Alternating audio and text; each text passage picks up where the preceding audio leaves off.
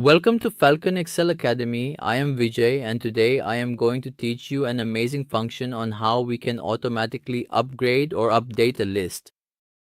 For example, here I have some data given. I have included this data in this list. If I add a new course here, that course will not be added here. Only the courses that are already added here will remain. New courses will not be added here.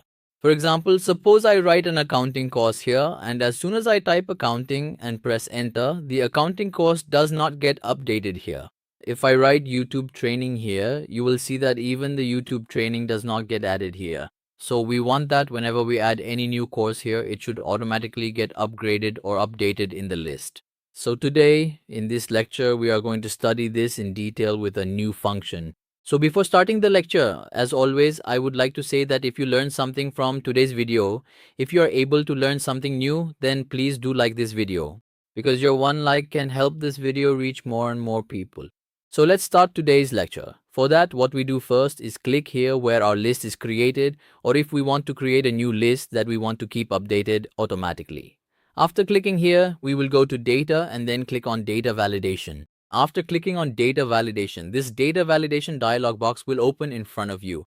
Now, if you have already written a formula here, for example, if you have selected a list and there is a pre-written formula, you will remove it from here. After that, we will use a function here called offset. So you will write equals to and then type offset here. After that, you need to start the bracket. After starting the bracket, you need to select the range from here.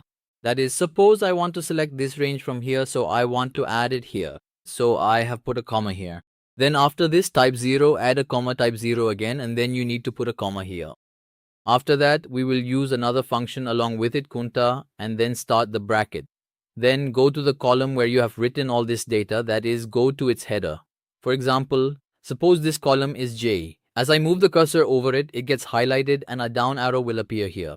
So as soon as you click here, the entire column will be selected. Now you have two brackets open here. You need to close both brackets here, and then as soon as we click OK, your formula will start working. If we come here, you can see that accounting and YouTube training have now been added here.